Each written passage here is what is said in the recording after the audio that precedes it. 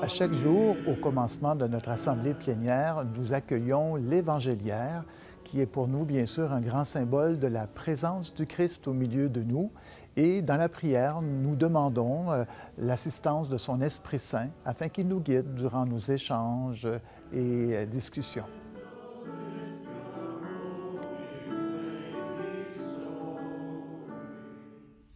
Nous prenons au sérieux les initiatives à mettre de l'avant, tout particulièrement après la visite du pape François au Canada, afin d'améliorer notre processus d'accompagnement auprès de nos frères et sœurs autochtones dans un processus de guérison et de réconciliation.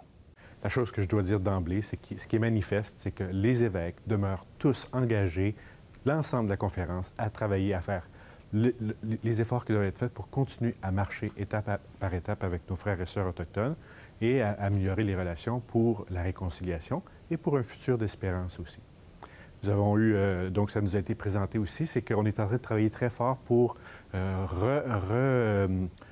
remasteriser notre Conseil des Autochtones catholiques du Canada.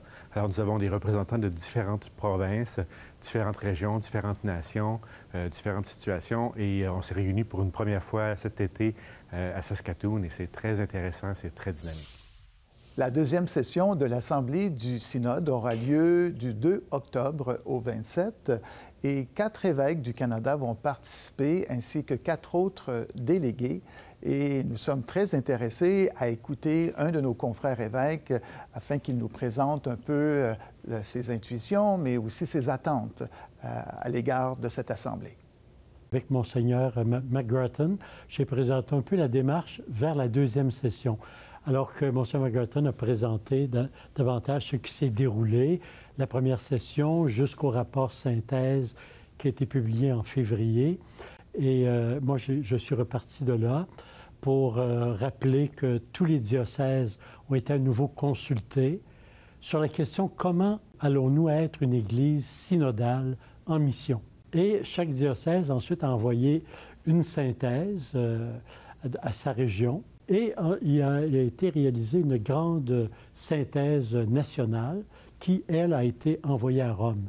Et avec tout cela a été rédigé par une équipe un instrument de travail qu'on appelle en latin l'Instrumentum Laboris, et c'est ce que j'ai présenté. Et il est construit en 4 sections. D'abord, une longue introduction qu'on appelle les fondements. Ce sont pour rappeler que l'Église est essentiellement une réalité synodale, que nous sommes en marche ensemble, à l'écoute les uns des autres. Les 3 autres parties regroupent les grands thèmes. Alors, c'est d'abord les relations. L'Église est un monde, un univers de relations. L'autre partie, ce sont les parcours de formation. On a insisté beaucoup sur la formation, élaborer ou améliorer les parcours de formation. Et enfin, le 3e, ce sont les lieux où nous avons à vivre la synodalité, l'esprit synodal. J'espère de tout cœur que les catholiques du Canada vont être très intéressés à suivre les activités de cette 2e session du Synode. Comme nous, les évêques du pays, nous sommes aussi très en attente de suivre ces activités.